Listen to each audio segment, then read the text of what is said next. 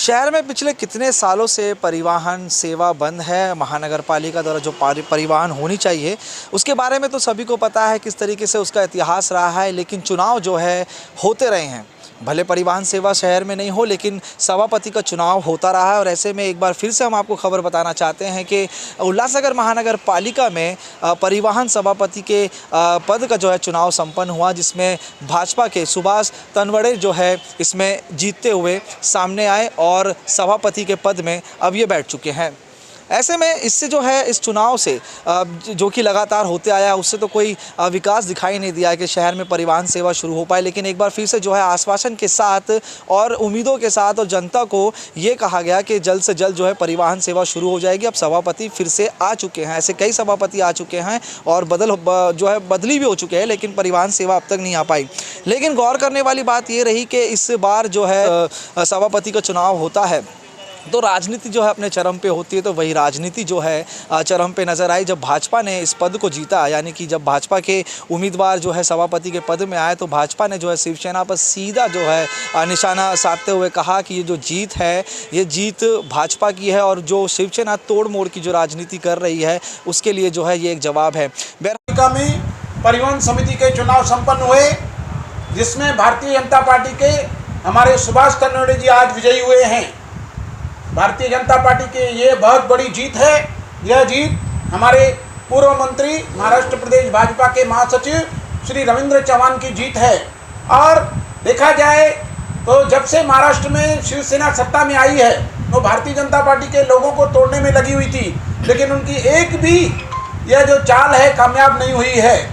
यह परिवहन समिति 2 वर्ष पूर्व जब चुनाव हुआ था तो उन्होंने भारतीय जनता पार्टी के एक सदस्य को गुम कर दिया था और यह जीत हासिल की थी साम दाम दंड भेद अपना करके।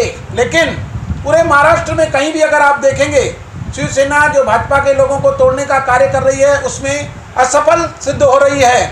दिवा में भी अगर देखा जाए कि आदेश भगत जिनको लेके गए तो एक भी भाजपा का कार्यकर्ता उनके साथ नहीं गया। और श्रीकांत शिंदे की यह बहुत बड़ी हार है।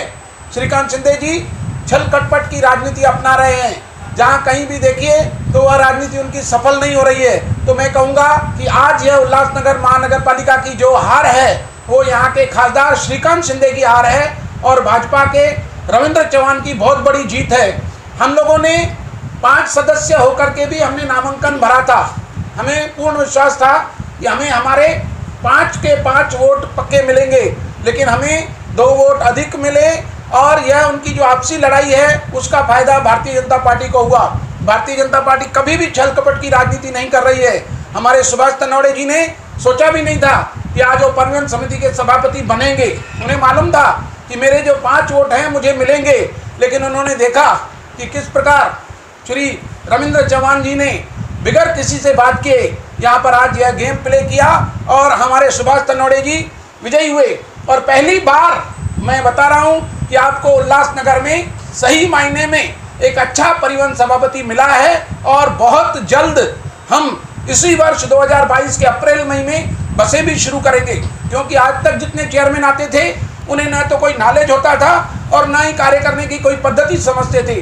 हमारे यहाँ पर सुभाष तन्वड़े जी रहेंगे, हमारे राजेश वद्रिया जी, मनोहर खेमचंदानी जी, प्रदीप रामचंदानी जी, भाजपा के हमारे स्थायी समिति के सभापति टोनी शीरवानी जी और हमारी पूरी टीम इनके साथ रहेगी। इनका मार्गदर्शन श्री रविंद्र चव्हाण जी करेंगे और इस शहर को, गरीब लोगों को हम बहुत जल्द से जल्द बसों की अच्छी सुविधा देंगे और परिवहन समिति पूर्ण रूप से उल्लासनगर महानगर पालिका में कार्य करेगी। बहरहाल यदि बात करें तो भाजपा हो, शिवसेना हो या फिर अन्य पार्टी हो, सभी पार्टी के जो है सभापति इस पद पर बैठ चुके हैं। सभी जो है इस पद का जो है उपयोग कर चुके हैं, माल भत्ता ले चुके हैं, लेकिन जिस तरीके से जो सुविधा होनी चाहिए वो सुविधा लोगों को नहीं मिल पाई। बहरहाल अब देखना यह है कि राजनीति के गर्मा गर्मी के बीच जिस तरीके से एक बार फिर से उल्लासनगर महानगर पालिका को नए परिवहन सभापति मिले हैं तो क्या इनके कार्यकाल में परिवहन सेवा शुरू हो पाएगी, क्योंकि आश्वासन दिए गए हैं कि आने वाले अप्रैल तक जो है शहर में परिवहन सेवा शुरू होगी।